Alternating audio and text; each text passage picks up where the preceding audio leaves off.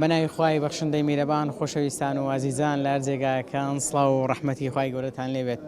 من ئیبراهیم زیادم پێخۆشحاڵم جارێکی دیکەش لە پرۆگرامی ماچی و پەیام بە خزمەتیەوەی ئایز و خۆشەوی شا دەبمەوە. کۆمەلگاکەمان هەمیشە پێویستی بە هۆشیاری هەیە، پێویستی بە ڕێنمایی و ئاراستەیەکی دروستتر هەیە. بۆیە ئەمڕۆ 25 ئافرەت لێرە تەخەڕوز دەکەن، دەردەچن لە دوای ئەوەی 2 ساڵ خەریکی خوێندنی بابەتی بانخوازی بوونە. هەمووانەی شەرعیان خوێندووە، هەمووانەکانی ئەوەی کەوا ببن بە بانخوازێکی سەرکەوتوو چۆن دەبن بە بانخوازی سەرکەوتوو. جا من لە بەشێک لە مامۆستایان و بەشێک لەو فێرخوازانش دەپرسم بۆچی گرینگە ئافرەت لە نێو کۆمەڵگەدا ببێتە بانخواز؟ ئەوانەی کە ئەمڕۆ دەردەچن دەتوانن کۆمەلگا بەرەو چ ئاراستەیەک ببن، چەندێک کاریگەریان لەسەر بە تایبەتی توێژی ئافرەتان هەبێتن. ئێوە لەگەڵمان هەبن، بیسەر و بینەرمان بن، وەڵامەکان بەیەکەوە جێبیز دەبین.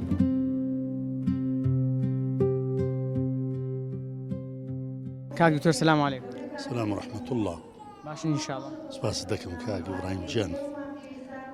پرۆژەی پێگەیاندنی بانخوازان پیاوان و ئافرەتان، ئەم پرۆژەیە چەند دەخایەنێت و دەبێت چەند کەس بەشدار بێت؟ بەناوی خۆی گەورە مێرەبان سوپاسی کەناڵی پەیام دەکەم بەو چاڵاچی و بۆ بابەتانەی کە بەردەوام لەناو کۆمەلگەی کوردی هەویەی جوانی کۆمەلگەی کوردی موسڵمان تەڕح دەکەم.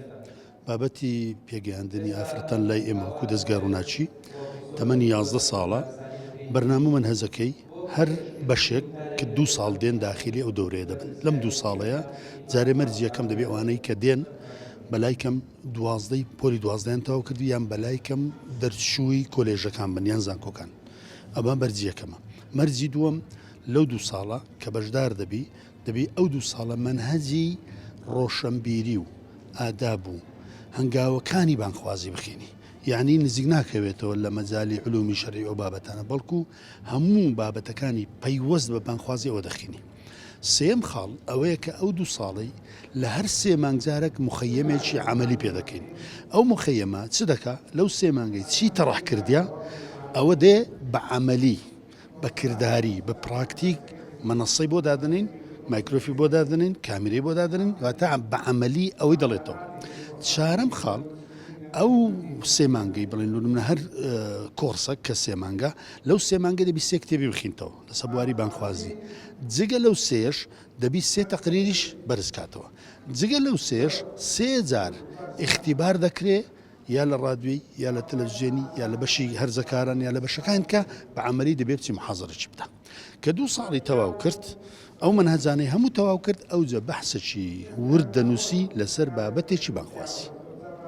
باشە ئەوە بەو شێوازەی تەخەڕوز دەکەم. هەڵسەنگاندنی بۆ دەکات. لە هەڵسەنگان 2 جۆر هەڵسەنگاندنە. هەڵسەنگاندنێکمان هەیە ئی مانگانە و مخەیەمەکانە ئەو مامۆستاکانی بەشی بانخوازی. هەڵسەنگاندنێکمان هەیە ئەوەیە کە بەحسەکەی لێکۆڵینەوە لەگە دەکرێت. ئەوەش 3 کەس لە پسپۆر لە مەجای بانخوازی دێ. اینجا مەسەل لۆ من جۆرجار مامۆست شێرزاد دێ فڵان دێ پسان دێ ئەوانە دێن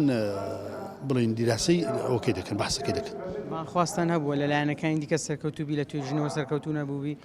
ئەمڕۆ بڕوانامەی پێنەکەن؟ خۆی ئێمە گرنگیەکەی لە 2 ساڵ دەرسەکەیە لە سەقافەتی ئیسلامێکەیە لە برین قۆناغەکانی کردداری مخەیەمەکانە. بەڵام بەحسەکە لەوەیە دائیمەن ڕۆشنبیر، یعنی لۆ منە بانخواز دەبێت ڕۆشنبیر بی، دەبێت ئاگای لە دنیاە بێ، دەبێت بزانی چ لە زانکۆکان دەگوزارێ و هەروەها جۆرێک لە تەخەسوسێکی بانخوازی وەرگری. لۆی ئەمە بەحسی پێ دەنووسین. بەڵام ئەو بەحسی کە دەنووسی مەرزنی ئەگەر لەوێ دەرنەچووبی لەویت کە ساقیت دەبینا، بەڵکو ئەگە 2 ساڵی بڕی ئەوە دەبتا اختیبارێکی جزئی لە سەبابەتێکی مەوزوعی تاوەکو پسپۆڕێکی وەرگری. چەندەم خولی دەرچوونە ئەوە بەس لە بەشی پیاوان لە بەشی ئافرەتان عفو 5 لە بەشی پیاوانی 4 و بەشی ئافرەتان 5 خولا دەردەچن واتە ئەوانە 2 ساڵیان تەواو کردی و تەوا دێن لێرە شەهادەی وەردەگرن و مەراسیمێکی بۆ شێوازیان لۆ دەکەین. وەکو سەرپەرشتیاری بەشی خوشکان پێم بڵێ وانەکان چی بوون کە لەو ماوەی خوێندرا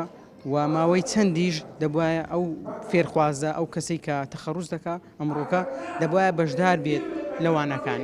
ماوەی چەندی خایەن وانەکانیش چی بوون؟ بسم الله الرحمن الرحيم الحمد لله والصلاة والسلام على رسول الله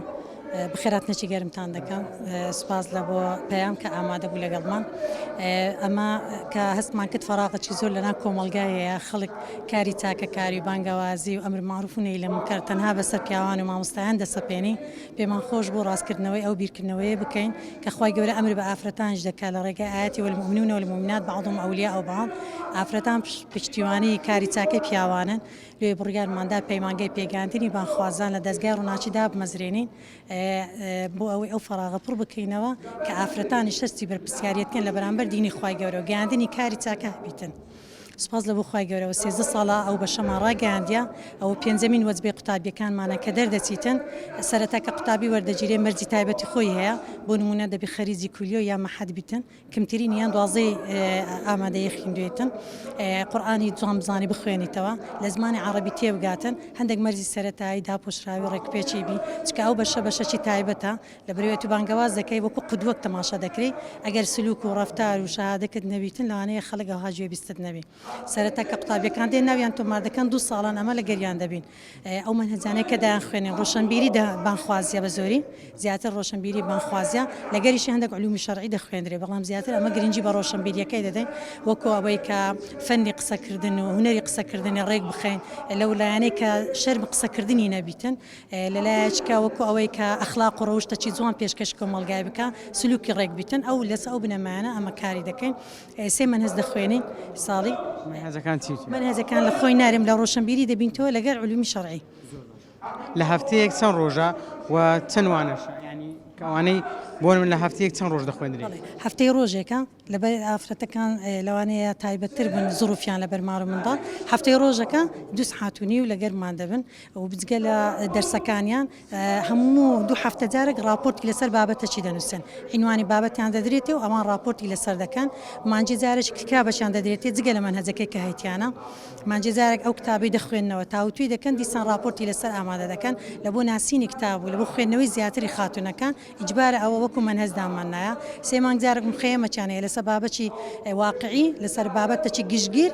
تاوتوێ دەکرێت ئەو 2 ساڵێکە تەوا دەبی ئەمە تێستی قوتابیەکان دەکەین لە ڕێگای تاقیکردنەوە لە ڕێگای ئەو راپۆرت پێشکەشکردن شتانە زانیمان پێویستیان بەزانستی زیاترە 6 مانگیان لە بۆ درێژ دەکەینەوە دەبێتە 2 مانگ و 2 ساڵ و 6 مانگ دوای 2 ساڵ و 6 مانگای عنوانی بەحثیان دەدەینێ توێژینەوە لۆ ئەو توێژینەوە مادانایە وەکو کۆلیژ و مەحەدەکان لۆ ئەوەی قوتابی ناچار بکرێ چەند منهەجێک بخوێنیتەوە چەند کتابێک بخوێنیتەوە تاوتوێ بکە ئەو مەسادڕانەی کە دەیان دەینێ ئەو ناچار بی تاوتویان بکە لەسەر بابەتە چینوێ کە سوودی هەیە لە بۆ کۆمەلگای ئەو توێژینەوەانە دەنووسن مناقەشەی توێژینەوەکانیان دەکرێتن و دواتر بڕوانامەیان پێ دەدرێت لە هەر دەستگایەک و لە هەر بنکەچی بیانەوێتن خزمەت بە دینی ئیسلام بکەن ڕێگری لێیان ناکەین دەتوان لە بەشی منداڵان نەو جەوانان لەگەر ئافرەتان بەشدار بن لەوەی کە فێری قورئان و ئەخلاق و ڕەوشت و کاری جوانیان بکەن چونکە ئەوان بنەمایەک فێربوونا لەوانەیە جوایز بێ لەگەر ئافرەتێک لە دەری ئەگە 2 شەهادەشی هەبێ چکە ئەو ئافرەتە لە دەری ئەو شەهادانەی کە وەریگرتیا لەسەر بنەمایەکی زانستی وەریگرتیا بەڵام لایەنە داعویەکە هیچ فێر نەکرایە لۆ ئێمە گرنگی بەس بە لایەنە داعویەکەی دەدەین لۆی خاتونەکان کە هاتنە دەرێ هەم بانایان پڕ بی لە ئەخلاق و لە عیلم و زانستی جوان و پێشکەشی کردەواریەکەی خۆمانی بکەن هیچ قسەیەک هیچ وتەیەکی فێرخوازەکانت لە بیرە بۆ نەقسەیەکی سەرنجاشێکی کردوی لە کاتی وانەکان لە ماوەی و 2 ساڵەدا یان بە ئامانجی ئەوەی کە ببێتە بانخوازێکی سەرکەوتو چ بە ئەوەی کە خوا نەخواستە ساربنەوە ڕووی تێ بکە بەڵێ بێگومان لە هەموو کارێکی جاروێ سەرەتایەکەی قەڵەباڵغیەکی زۆر دەبی دوای وردە یان ڕێگری لەکرێ یان زروفی مناسب نابی قڵکی لە دەکشێنەوە ئەمە هەموو ساڵی زیاتر لە 56 تەڵەبێ وەردەگرین دواتر ژمانەیان وردە دێتە خوارێ بەڕاستی پشتگیری خێزانەکان پێویستە لە بۆ ئەو بابەتەی هەیە لەبەر منداڵی گچکە هەیە لەبەر هاوسەرەکەی ڕێگریان لێ دەکرێت هەیە ڕێگای دوورە ئەو هۆکارانە هەنا جاروێ لە بۆ دووربنیان بەڵام هەتا ئێستا هیچ قوتابێک نەڕۆیشتێ لەبەر هۆکاری یان منهەجەکە قورسبی یان ستافەکەی بەدڵ نەبووبی هەموو هۆکاری لاوەچی هەبوو لە فەزلی خوای گەورە و ئەمە هەتا پێمان بکرێ لەگەریان ماندوو بووینە لەگەرمان هەوڵداینا وەکو یەک ستافی خێزانی کار دەکەینە کو خوشک و برا وەکو دایک و کچ ئەوە مامەڵەمان کردیا و کە هاتینە یعنی لە زاری خۆیانەوە چەندان جار باسی گۆڕانکاریەکانیان کردێ کە لە خۆیان لە خودی خۆیان لە نەفسیان هەبووە چکە مەدەرسێکی تایبەتمانەیە لەسەر نەفس پاکی ئەوە زۆر کاریگەر بووە لەسەر ئافرەتان کە دەرونیان بەرەو پاکبوونەوە ببن و جوانتر لە ژیان بڕوانن و هەمیان باز لەوەی دەکەن کە سوودەکی یەکجار زۆریان بە خۆیان گەیاندیە بە خێزانەکانیان گەیاندیە و بیرکردنەوە سلبیەکانیان لە مێشکی دانەمایە سوپاس لە بۆ خۆی گەورە گۆڕانکاریەکی تەواومان هەست پێ کردێ لەسەریان. سپاس دەکەم برای من خۆم فەقتان کە هیوادارم خاتونەکان زۆترین پشتیان هەبی لەو ئەوەی چکەوە کاروانی پێغەمبەرانە بەڕاستی یعنی مەشانازی دەکەن کە لە ڕێگای پێغەمبەرانەوە دەڕۆین لە ڕێگای ئەو کاروانەیە بەردەوام دەبین ئەوە دەبی لە سەرەکیترین کارەکانیان دابیتن بەداخەوام زۆر جاگلەی دەکەم دەرم ئافرەتان ئەو کارە پیرۆزیان لە کارە لاوەچەکاندانایە ئەگەر دەرفەتیان هەبی دێن ئەگەر دەرفەتیشیان نەبی وازیان لە هینایە ئەگەر ئەمە بمانەوێت کۆمەلگا بەرەوە پێش ببین ومەتی ئیسلام بەقوت بکەینەوە بەهێز بکەینەوە خەڵکی بگەڕێتەوە لە بۆ دینی خی گەورە دەبی کاری بانخوازی کاری چاکەکاری لەسەری کارەکانماندا بنین تا خی گەورە سەرکەوتمان بکە. بۆچی گرینگە ئافرەت لە نێو کۆمەلگای کوردی ببێ بە بانخواز ینی چی لە مەسەلەکە دەگۆڕێن؟ ئەڵێن ئافرەت نێوی کۆمەلگایە بەس بەڵێم سێ چارەکی کۆمەلگای ئێستا لەو سەردەما لەبەرەوەی ئەوەندەی ئێستاکە ئەرکی ئافرەت ئەوەندە قورسە بۆ پەروەردەکردنی نەوەیەک کە ئەم نەوەیە ئەوەنە سوێشیال میدیا لەسەری زاڵە ئەوەنە سوێشیال میدیا ئیش لەسەر عەقڵ و ڕەوشت و هەڵس و کەوت و هەموو شتەکانی ئەکا ئەو مناڵە بە ئافرەت نەبێ ناتوانێت پەروەردە بێ هەموو ئەو کەسە سەرکەوتوانەی تاریخ بە ئیسلامی و غیری ئیسلامیەوە لە 1995 هەمووی دای گەورەی کردوونە بە پێغەمبەران بە فەیلسوفان بە ئەئیمە بە عالیمەکان زۆربەی هەرە زۆری دای گەورەی کردوونە بۆیە ئەبێ ئێمە ڕۆلی دایک بگێڕینەوە و ئەو دایکە ئێمە دایکە نەخوێندەوارەکان خەڵکی عالیمیان گەورە کرد وەرە ئەگەر دایکی خوێندەوار بێ و بانخواز بێ و لە دین تێبگا و دەوری باشی بۆ بکەیتەوە ئەبێ چی گەورە بکە لەبەر ئەوە بەڕاستی کردنەوەی ئەم دەورانە و بەشداری لەم خولانە فێربوونی دینەکەی خۆیان و ببن بەوەی کە بانخوازێک بنێنە و کۆمەلگا زۆر زەرورە چونکە ئێستاکەوە گوتم دوژمن و مقابلی تۆ کە دژی ئیسلامە و ڕەوشتەکەمانە ئافرەت بەکارەهێنن بۆ خشتە لە بردننی گەنجەکانمان بۆ ناشرینکردنی کۆمەلگاکانمان بۆ نەهێشتنی خێزانەکانمان ئەبێ جارێکی تر ئێمە ئەم ئافرەتە بینە ڕۆلی خۆیان بدەینێ ڕۆلی پەروەردەی ڕۆلی دایکایەتی ڕۆلی خوشکایەتی ڕۆلی کچایەتی ئەیانەوەی ئەم ڕۆڵە نیان لێ بسەنن بۆیە بەڕاستی بەم دەورانە ئەمانە دێنەوە سەر خۆیان جگە لەوەی ئەو ئافرەتە دیندارانە هیچ کاتێ بەقەت ئێستا لەناو کۆمەلگای کوردەواری ئافرەت ئەوەندە ڕووی لە دەستگاکان نەکردووە دەستگای تەحفیزی قورئانە مەدارسی شەرعیە یعنی ئەم خولە پەروەردەیانەیە کە ئەوەندە هەیە بۆ نەهێنین دەستیان بگرین بۆ یارمەتیان نەدین لەبەر ئینشاڵڵا من دڵم زۆر خۆشە بەوەی کە ئەمانە نەوەیەکی زۆر باش گەورە بکەن دەبی ئەو ئافرەتانە کە ئێستا ئەمڕۆ دەرچوونە تەرکیزی یەکەمیان لەسەر چ شتێک بێت خۆیان باش بن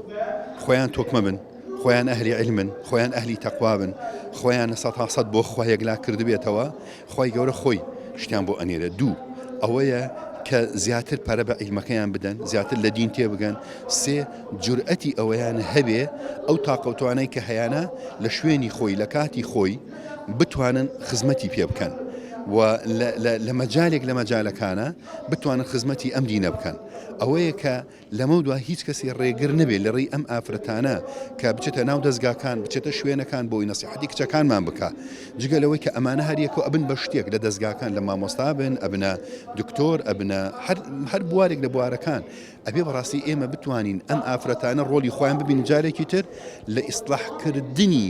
یەک ئافرەتان دوو مناڵان کە گەورە ئەبن کە ئەم دوو چینە زۆر پێویستە بەڕاستی مامۆستا هەر بە کورتی پێم بڵێ چەند گرینگە سەرەتا وەکو خۆت ئاماژت پێکرد لە خۆیدا ڕنگ بداتەوە دواتر لە ناو ماڵ و منداڵەکەی خۆی ڕنگ بداتەوە هیچ گومانیتیانە ئەگەر ئێمە بانخوازێ بین تەنها قسە بۆ خەڵک بکەین و خۆمان لەبیر بکەین ئەوە ماڵی خۆمان دوو جار وێران کردووە بەوەی نەخۆمان ئیسپادەمان لە دینەکە کردوونە لە قیامەت شای ئیسپادەی لێکەین و ئەبێ بە شایەدیش لەسەرمان زۆر خەتەرە بۆیە بەڕاستی ئەگەر کەسێک بێتە ئەم مەجای بانخوازیە ئەوێ خۆی ئەمەندە ئیسلاحکە ئەوەندە پاکە ئەوەندە چاکە ئەوەندە ڕێک بخە شایانی ئەوە بێ ئەم ئەرکە بخاتە سەرشانی چونکە ئەم مەسئولیەتە تەنها قسەکردن نییە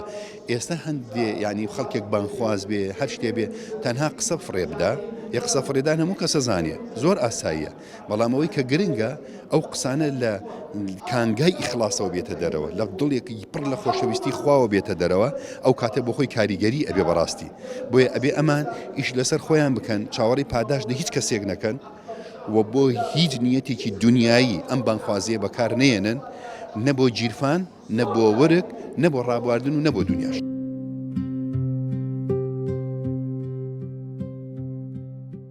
مامۆستا چەند گرینگە ئافرەت لە نێو کۆمەڵگەدا هەوڵ بدا ببێ بە بانخواست ئەگەر گرینگە لەبەرچی بەڵێ پێشەکی یاخۆ بە خێر بێن سەرسەر و سەرچاوان خۆشحاڵم لەو شوێنانە دەتان بینم وەڵاهی جارێ پێشەکی دەستخۆشێکی گەرم لە دەستگای ڕۆناچی دەکەم کە بەڕاستی توانیتیان ئەوە 11 ساڵە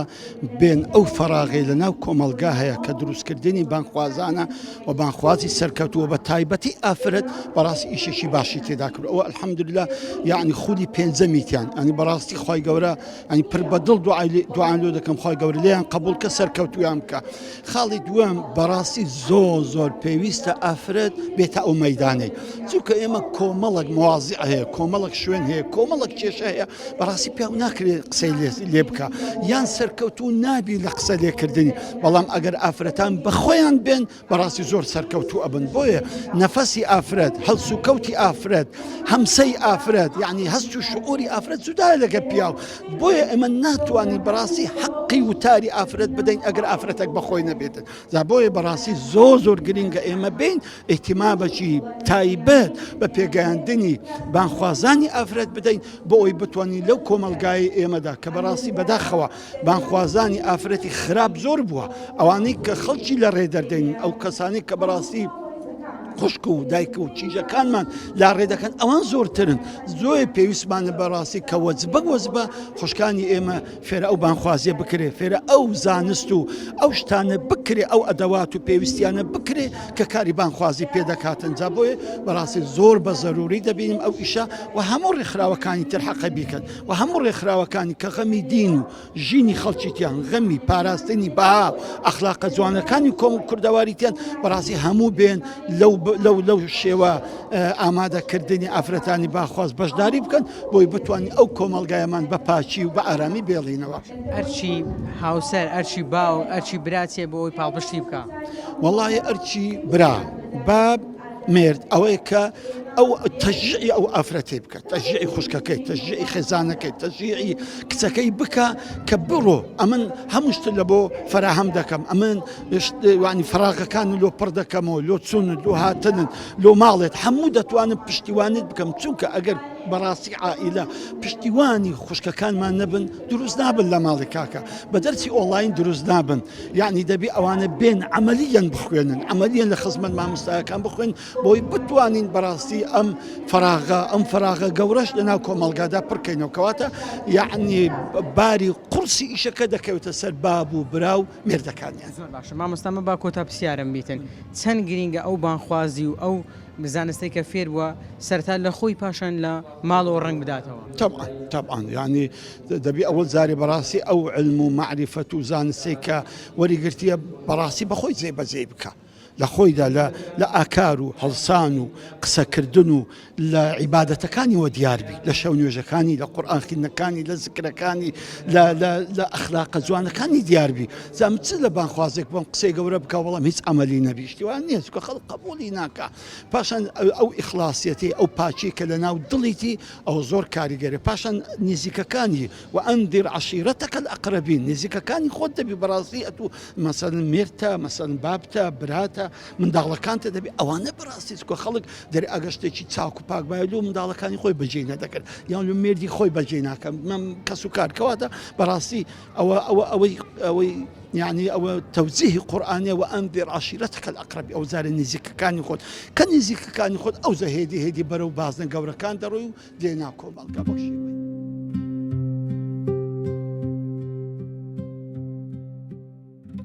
كوي صحتك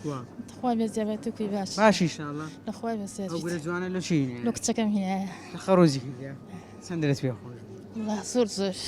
زور كيف تعال زۆر پێم خۆش بووە چەند دوعا لەو کردی خۆ ئەسەر کەوتی والله تا پێم کرایە هەنا پێت کرد دوعا ئەدی والله دیکو لە ئومەتی محەممەدیان کتریویش کردی ئەو بە تایبەتی کە بەشداری کردەوە نیە پێکمانە دیکو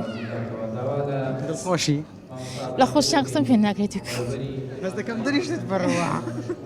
ئەوڵ لە خۆشیاوە دێت بڕە پێکمانە ئینشاڵە سەرکەوتوی دەبێت ئیشاڵڵا سەرکەوتو ئیشاڵڵا ئاساسی دەکات ئینشاڵە چەند پێت دەگۆ هانت دەدا هەتا بەردەوام بیتن والله بەهەم عاتەچ یاخۆ پیرۆستان بی زۆر سپاس. خی گەورە سەرکەوتوتان کە زۆر سپاس سلامت بی دەمەوێت بزانم چۆن بڕیاردا ببی ببان خواست والله ئیتر هەستم کرد لە کۆمەلگەی ئێستا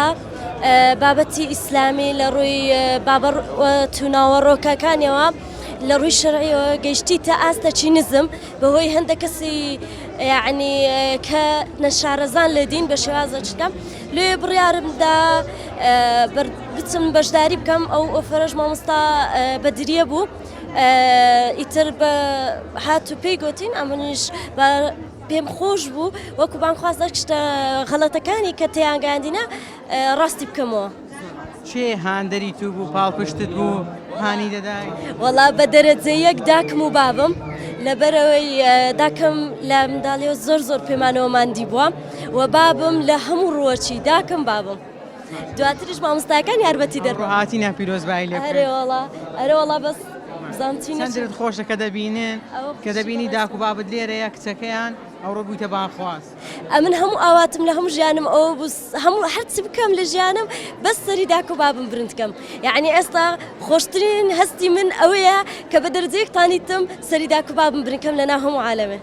یاڕەبی هەر سەرکەوتوو بی سەربەرز بی ڕووسپی دنیا و قیامەت زۆر سپاس زۆر سپاس بەڕێزی زۆر سپاس شێت لێرە بوو ئەمڕۆ گورت لە هینا بوو پێشکەش وڵا خێزام لێرە بوو تقریبا ئەوە دووەم ساڵێتی تەواوی کردی تەقەڕۆجی کردیا پیرۆزبایی لە دەکەم پیرۆزبایی لە هەموو کەسان دەکەم کەوا ئامادە بووینە و لێرانە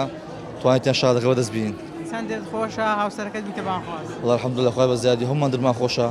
داچی بابی ئەمن هەمومان لێرە ئامادەیان خوای بە زیاد بی ئینشاءالله نەخشە دەبی لە شتی گەورە توشتی باشتریش ئینشاءالله چۆن پاڵپشتی دەکرد چۆن هانت دەدا حتممە نەگەت و هانت نەدابی ناتوانانی بگات والله ئەگە زەحمەت بێگە ئاسانی بە هەر نەوعچی بێ ئەمە پاڵپشتی بینە و لە پشتی بینە ئینشاءالله هەمیشەش ئەو پاڵپشتێ بەردەوام دەبی لە شتی گەورەتریش و هەتا پێمان بکرێت لە پشتی دەبین لە هەموو هەنگاوەکانی ژیانی ئینشاءالله ئینشاءالله بەختەوەر دەبێن سەرفراز دەبن. سپاس دەکەم بەڕێزی خۆشەویستی عەزیزی. سلام علیکم. عليك السلام ورحمة الله وبركاته. پیرۆزبایی لێ دەکەم هیوای سەرکەوتنت بۆ دەخوازم با بزانم چۆن بڕیاردا کە لە میدیاکارێکی سەرکەوتووە ببی بە بانخوازێکی سەرکەوتوو. زۆر سپاس بۆ جەنابتان و دەمەوێت بە خێراتنێکی گەرمی کەناڵی ئاسمانی پەیام بکەم سپاس بۆ ئامادەبوونتان ئەرکتان کێشە هەرچەندەوە ئەرکی خۆتانە بەڵام ئێمە مەمنون و پێی دەزانی لە ڕاستیدا هەروەک جەنابتان ئاگدارن ئێمە لەمەوە ڕابردوودا بۆ ماوەی 5 ساڵی ڕابردوو پێشکەشکاری پرۆگرامێکم بەناوی پرۆگرامی گوڵەڕنگ لە کەناڵی ئاسمانی سپێدا کورتە پەیامەکانمان بڵاو دەبێتەوە ئەلحەمدولیلا سوپاس بۆ خۆی گەورە ئەزمونێکمان هەبوو لە بابەتی بانخوازی بەڵام پێم خۆش بوو زیاتر لە ڕووی ئەکادیمیەوە ئیشی لەسەر بکەم و پلەی بانخوازی بە ئەکادیمی ببڕم ئەوە بوو قەرارمدا بڕیارمدا لە ڕێگەی دەستگای ڕووناچی پەیمانگای بۆ پێگەیاندنی پەیمانگای بانخوازانەوە بۆ درێژای ئێمە 3 ساڵە وانەی جۆرە و جۆری تێدا دەخوێنین وانەکانیان بریتی بوون لە پێشکەشکردنی سیمینار لە هەمان کاتدا نووسینەوەی توێژینەوە لە هەمان کاتدا چەندین بڕگە و بابەتی جیاوازتری تێدا بوو سپاس بۆ خۆی گەورە لە کۆتایی خوێندنی ئەو 3 ساڵەماندا مەرجی سەرەکی بۆی کە پلەیەکی باش بین و ئەو بڕوان نامەیەت بەدەست بدرێ ئێمە بۆ ماوەی 6 مانگ خەریکی توێژینەوە بوون سپاس بۆ خۆی گەورە توێژینەوەکەی من لە ژێر ناونیشانی ڕاگەیاندن و بانخوازی ئاراستەکارانی تاکی هاوچەرخ بوو توانیمان بە پلەی نایابە سوپاس بۆ خۆی گەورە توێژینەوەکە پێشکەش بکەین هەتا لە توێژینەوەکەشم ئەمن کتابی زۆر باشم تێدا بەکارهێنا بوو ینی کتێبی نووسری کەس هایەتی مەسەلەن ئاساینە بوو الحەمدولیلا سوپاس بۆ خۆی گەورە یەکێک لەو کتێبانە هی جەنابی مامۆستای پایەبەرز مامۆستا سڵاحەدین بوو یەکێکی دیکە هی جەنابی مامۆستا عەلی باپیری پایەبەرز بوو یەکێکی دیکە هی جەنابی مامۆستای ناسر سوبحانی بوو هەموو ئیشمان لەسەر ئەو کتێبە باشانە کرد بوو کە ئاراستەی بانخوازێکی ڕاست و دروست دەگرنەبە سوپاس بۆ خۆی گەورە ئێستاشەوە کە ئەمڕۆ شەهادەکەماوەگرت بە ئومێد و بە ئامانزی ئەوەی کە خزمەتێکی بچووکی کۆمەڵگەی کوردەواری بە تایبەت خانمانی پێ بکەین پشتوان بەخوای گەورە دەمەوێت بزانم چەند دڵت خۆشە طبعا ئەگەر باسی دڵخۆشی بکەین وەسف ناکرێ لەبەرەوەی ئەمە شەهادەیە کە لە هەردوو دنیا ئێمە فەخر و شانازی پێوە دەکەین وەسف ناکرێتن لە ڕادەبەری دڵخۆشیمان ئەوەندە دڵمان خۆشە چونکە من یەکێک بوو لەو خەونانم کە بەدەستێنانی بڕواننامەی بانخوازی هەموو ساڵ لە ئامانجەکانی ژیانم دەمنووسیەوە سپاس بۆ خی گەورە ئەمڕۆ لەسەر دەستی زانایانی ئەم کوردستانەمان وەرمان کرد پێم بڵێ هیچ کات هەبوو شەو تا بەیانی نەخەوی لۆ ئەوەی بتانی زانستەکەت بە باشتر و چاکتر بگەێنی طبعا نەبێتە مبالغە بۆ ئەمەی 3 ساڵەکە دەخوێنم لەو پەیمانگایە طبعا ئێمە چونکە داکی منداڵیشین ئێمە فەخر و شانازی بەوەش دەکەم 4 منداڵی جوانم هەیە نابێ ئەو شەهادانەی دەیهێنین لەسەر حیسابی ماڵ و منداڵەکانمان بێتن ئەو خاڵی کە جەنابەت باسی کرد من بە فەخر و شانازیەوە دەڵێم بۆ ماوەی 3 ساڵ هەموو کۆششەکانی ئەو پەیمانگایە لە شەوان تا نوێژی بەیانی کردووە لەبەرەوەی لەسەر حسابی منداڵەکانیشم نەبێت وە چونکە خۆشم قەرارمدا ڕۆژێک لە ڕۆژان بێزاریم دەرنەبڕی ڕۆژێک لە ڕۆژان نەمگوت مەسەلەنەها کۆششەکان بۆ کاتی شەوە کە خەڵک لە خەوی ئیسراحەدا بەڵام ئێمە دەتوانین بە شێوە بەس چونکە من خۆم قەرارمدا بوو بەدڵەوە ئیشەکەم لەسەری دەکرد بەدڵەوە خوێندنەکەم دەکرد کۆشتەکەم دەکرد بڵێ بە دڵنیاییەوە لە وەڵامی پرسیاری جەنابەت نەک شەوێک هەزارەها شەو بووە کە ئێمە تا بەیانی خەریکی کۆششی بانخوازی بووین دوعات کردی بە کورتی پێم بڵێ خی گەورە ینی نیەت پاچیت پێ بەخشی لەو بانکخوازەی کە هەیتێت بۆ مەرامێکی دنیایی نەبێ من نەک لەو وەرگرتنی ئەو بڕوان نامەیە لە هەر کارەچی دیکەی کە دەیکەم لە بەرنامەکەم لە بچووکترین کار لە گەورەترین کار دائیمەن لە ماڵێک کە دێمە دەرێ نیەتی خۆم یەکلایی دەکەمەوە خاڵسم مخلصن دڵم خوددایە ژیان ئەو کارە تەنها لە پێناویتوە خوا شایدە یەکێک لەو خاڵانەشی کە تاوە کە ئێستاوەی کردوەکە من سوپاس بە خی گەورە بە پەزلی خی گەورەکە ئاستێکی باشمان هەبێ ڕۆڵێکی باشمان هەبێ لەناو کۆمەلگا ئەو نیەت یەکلاییکردنەوەی خۆمە سیارەشی زۆر تایبەت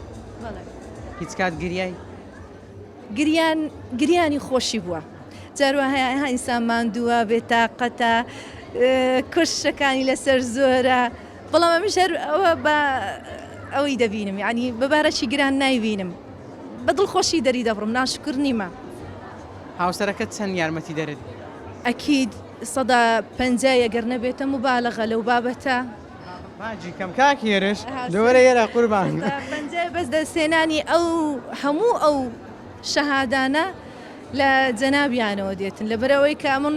زۆر جاروا هەیە ماندوو دەبم بێتاقەدەم دەڵم ئەوڕۆ ناچمە دەرسێ دەڵێ نا ئیلە دەبی بڕۆی من ئاگام لە منداڵ دەبێ منەوە ینی دەست پێش خەریەکی زۆر کار ئاسانێکی زۆری بۆ کردم بەڕاستی یانی نەک بڵێم ڕوو بە ڕووە لۆ دەکرد کوهانت دەدا کە بەردەوام کاگی برایم بە خێراتنان دەکەم دەست خۆشتانێ دەکەم لە کۆمەلگای کوردەواری بە تایبەتی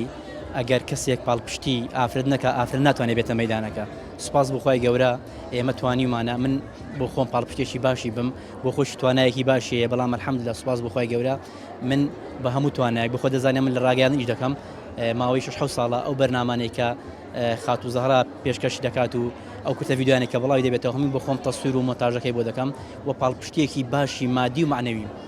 چەند بە جدی مۆنتاژەکە لۆ دەکەلۆی جوانتر و باشتر دەکەێت کاگی برایم تۆ احتیمالە من بناسی من لە ئیشی خۆم بە زدیم نەک بۆ زارا بۆ هەر کەسێک کە ئیشم کردی بە زیدی دەکەم بێگومان ئیشی جوان زیاتر دەچێتە ناو خەڵکی یعنی تۆ ڤیدیۆیەک تەسویر دەکەی مۆنتاژێکی جوانی دەکەی شتێکی جوانی بۆ دەکەی خەڵک زیاتر حەزی لێ و سرنج ڕاکێشە بۆ ئێمە هەوڵ بدەین یعنی ئێمەش هیچمان کەمتر نییە لە کەسانی دیکە ئێمە ئیسلامی بتوانین شتی جوان پێشکەش بە کۆمەڵای کوردەواری و ئیسلامی بکەین هیچ وشەکە بوو زۆر دووبارێکەوە هانی بدەی برێ بەردەوام بە سەرکەوتن کەمی ماوە بەڵێ هەموو کاتێ پێم گوتووە بۆ خۆی الحەمدولله زۆر حەزی لێیە زۆر یعنی مشتاقە بە نیەتێکی پاک بە نیەتێکی جوان ئەمیش دایم پاڵپشتیم کردو و هانم داوە بۆی بەردەوام بێت بتوانێت خزمەتێکی باشی کۆمەلگای کوردەواری ئیسلامی بکات بە تایبەتی ئێمە لەم کۆمەلگایە ئافرەتمان کەمە لە بواری بانخوازی ئەم الحەمدوللا سوپاس بخوای گەورە خی گەور ئەو فەزڵی لەگەڵ کردوین و ئەو بەهرەی هەیە و الحەمدوللا بتوانێت یعنی بچێتە ناو خەڵکەوە و وشەکانی سرنجڕاکێشن وەکو دەڵێ لە دڵەوە بۆ دڵە هەموو شانی کە زارا پێشکەشی دەکا یعنی من شایدی بۆ ئەوی دەدەم کە لە ناخی دڵەوە لە دڵەوە یعنی بۆ خۆی دەردێ و بۆ دڵەکان دەڕوا بۆی الحەمدوللا سوپاس بخوای گەورە لە ماوەی 6 ساڵە ڤیدیۆکانی زۆر کاریگەر بوونە فیدباکی زۆر باشە ئەم بخۆم بەڕێوەبەری پەیجەکەم لە پەیجەکەەوە نامەمان زۆر بۆ دێتەوە کە خەڵکێکی زۆر بە تایبەتی خوشکان سوپاس بخوای گەورەی سوودیان لێ بینیوە سەرکەوتو بن ئینشاءڵڵا لەبەر کاتی بەرنامەکە گەرنا پێم خۆش زیاد لە قسەدەم فەرموو طبیعیە کاکی ئیبراهیم لە بیرمان نەچێتنێ سە لەو سەردەمەی ئێستادا چەندین بەرنامە و پرۆژەی زۆر زەخم بە بودجەی زۆر زەبەلاح تەرخان کراوە بۆ ئەوە کە بابەتی فیمینیستی زیاتر بکەن لە نێو کۆمەڵگا ئەمڕۆ ئێمە بە وەرگرتنی ئەو شەهادەیە پشتیوان بەخوای گەورە دەمانەوێت بینێ ناو ئەو کایە ئەو ساحەیە ئەو مەیدانە بڵین ئەمڕۆ 25 ئافرەتی دیکە دێنە ناو کای بانخوازی هانی خانمان دەدەن کە خانمانە بە پلەکی باشتر و هانی ئەو خانمانە نادەین کە لە ماڵەوەن کە ئیش و کاری خۆیان دەکەین ئێمە بڵین نەخێر ئێوە وەرنە دەرەوە یەکسان لەگەڵ پێ بەڵکو ئێمە دەڵێن دایکایەتی پیرۆزە بەڵام لەگەڵ دایکایەتیشتان وەرن بەرەو پیری ئەو پرۆژانە بۆ پێگەاندنی خێزانەکانمان منداڵەکانمان مەرجنیە کاک ئیبراهیم وەرگرتنی شەهادەیەکی وا لە ئێمە تەنها بتوانین لە دەرەی ماڵیشمان ئیشی لەسەر بکەین بەڵکو زۆر پێویسترە بۆی کە خانمانمان دایکانمان بەرەو پیری ئەو پرۆژانە بێن بۆی کە منداڵەکانیان هاوسەرەکانیان ڕاست یعنی عائیلێکی پێگەیشت و تێگەیشت و تێبگەین و پێ بگەینن سپاس بۆ خۆی گەورەوە من دائیمەن سوپاسی خۆی گەورە دەکەم هەمیشە کە فەزڵێکی زۆر گەورەی لەگەڵ کردوم بەرەکەتێکی زۆر لەناو کاتەکانمان هەیە چونکە خۆمان یەکلایی کردوتەوە بۆ پرۆژەی بانخوازی و خێرخوازی ئەو پرۆژە جوانانەی کە خزمەتی ئیسلامن باوەڕکە کاک ئیبراهیم ئەگەر خانمان خۆیان یەکلایی کەنەوە یەکێک لەو مەشاکلانی کە خانمان دەڵێن ئێمە کاتمان نییە باوەڕکە ئەگەر کاتی خۆیان بخەنە خزمەت ئەو پرۆژە پیرۆزانە دڵنیام خۆی گەورە بەرەکەت دێختە ناو کاتەکانیان یاخۆ بەخێر بێن وەرگرتنی و شەهادەش بە ئامانجی خزمەتێکی دیکەی بچووکی کۆمەڵگایە بۆی کە پێویستیەکی واقعی ئێستا پشتیوان بەخوای گەورە بە پرۆژەی جیاوازترەوە دێنە ناو کایەکە ئینشاءڵڵا سەرکەوتی دنیا قیامەت زۆر سپاس. سلام علیکم. عليك السلام ورحمة ماشي الله ده حاجة. بقول باند بم ئەو ڕۆلی خوانێ والله أنا برخاطر يرسو أو كماتما بووکەکە تەخەڕوج کردی هاتی خەسووی باش دەبێ وابی وەنیا بقول أنسي كل الدنيا تشي ها دنيا- خراب نيا هەر باشە باش هر باشا چەندرت پێ خۆش بە چەند و عالۆ أنا بخواي مراد يك مراد شمايا يك مراد يك شمايا مراد يعني حاصر بابايا مراد لم حاصر بابايا ئینشاءڵڵا ئەوەی لە درتا خوا لەسەر خێر لۆ دەین تێ قربان دم إن شاء الله بحول وقوي خوف يا غمر بقربان ناس سوان أو ناس سوان زوانت ربي أو دايك قصدي بالنص يا خوايا ربي خوايا قدارت بيه خلا دايك النص يعني خوايا خوام قال زرقم خراب ربي كثر جي نصفي بقربان خۆش بۆ خەرکەت دیت ئەو أي والله أو أنت خوش بو أو أنت بنوراني بو من حزم بس قهوة بنوراني وبحديث وبصلاوته بناخو بيغمبرو زۆر سڵاواتی لێ دەدەین هوا هذا دوز على مهنات وانت عمره تازاتی و لە عمرە بقربانت بم دەی خوا قبولی کردی یا ڕەبی قربانت بم ربي خوا قدرت بي چەندرت خۆشە ئەمڕۆ دەرچووی بووی بە بانخواز بێگومان زۆر دڵم خۆشە بەرهەمی 3 ساڵمان دەدورینەوە ئەمڕۆکە ئینشاءڵڵا دەستمان بەکاری بانخوازی کردی و بەرەو پێشتر دەچین بەردەوامیش دەبین سەرتە با پرسم چێ و گوڵی بۆ هینای داچی خۆشەویستم چەندرت پێ خۆش بوو بێگومان زۆر دڵم خۆشەکە دایکم هاوسەرەکەم برایەکەم کە سوکارەکانم پاڵپشتم لەو ئیشم بۆ دەتەوێت ببی بە بانخواز بۆ دەتەوێت دەرکەوی ینی هۆکارچی ینی بە تایبەتی لە بانخوازی مەبەست بەڵێ سەرەتا ئەگەر کەسێک بانخواز بیتن ئەو زانیارین وەرگرت بیتن دەتوانیتن لە ناو ماڵەکەی خۆی دەست پێ بکات خزمەت بکاتن بۆ نمونە منداڵەکەی بە جوانترین شێواز پەروەردە بکاتن سوودی لە بۆ چاردەورەکەی هەبیتن بتوانانی ئەو کەسانێک کە لە چاردەورینە سوودێکیان پێ بگەینتن ئەو جا دەست بکاتن لە بۆ کۆمەڵگایەکەی دەتانەوێت تیشک بخەنە سەر چێ ینی ئێستا بۆ نمونە دادناوە لەسەر چ بابەتێک زۆر قسە بکەی خەڵک ئامۆژگاری بکەی خەڵک ڕێنمایی بکەی زیاتر بابەتی من لەسەر منداڵانە وەکوەکە بخۆم دایکم و ئەکاونتی پەبلیکیشم هەیە زیاتر لەسەر بابەتی دایکان و منداڵان قسە دەکەم ئەمن بەگرنگ ژێزانی خانمانی دیکەش بێنە ناو ئەم بوارە و ببم بە بانخواز بێگومان زۆر گرینگە لە چوارچێوەی ئەوەی کە ئێستا خانمانێکی زۆر دژی دین دەوەستنەوە ئەو خانمانش دروست بوون بێنە ناو کۆمەلگاکەوە پاڵپشتی دین دەکەن بە زانستی بتوان وەڵامی ئەو کەسانە بدەن و کە دژی دین دەوەستن. بڕیارەتدایە تاوەکو مردن نەوەستی؟ خی گەورە پشتگیرمان بی ئینشاءالله بێگومان. بەڵای زان و خۆشەویستان ئەوەی کابینیتان و بیستان 25 فێرخواز لە دوای 2 ساڵ خوێندن توانیان بڕوانامەیەک بەدەست بێن و ببن بە بانخواست. کۆمەلگای ئێمە هەمیشە پێویستی بەوەیە کەوا خۆشیاری زیاتری لە نێو بڵاو ببێتەوە و خەڵکی زیاتر و زۆرتر پابند بن بە ئاینی پیرۆزی ئیسلامەوە. ئەمانەی ئەمڕۆ تایبەتمەندیەکە ئەوەیە ئافرەتن و تەرکیزیان زیاتر لەسەر خوشکان و ئافرەتان دەبێ بۆ ئەوەی هیچ ڕێکخراوێکی بیانی و ئەو ڕێکخراوانەی کە هەن بیانوی ئافرەتان و خوشکان بەلا ڕێدا ببن نەتوانن بەڵکو ئەوانە بە کاریگەری خۆیان بەو پەیامەی کە پێیانە بتوانن کاریگەری باش لەسەر تاکەکانی کۆمەلگا بەجێ بێڵن و کاریگەریان هەبێت تاوەکو لەسەر ڕێگایەکی ڕاست و دروست خەڵکی ئاراستە بکەن و کۆمەلگاکەشمان کۆمەلگایەکی ئارام و سەلامەت و سەرکەوتوو بێ. تا پرۆگرامێکی دیکە هەمووتان بەخوای گەورە دەسپێرم هەشاد و کامەران بن خواتان لەگەڵ.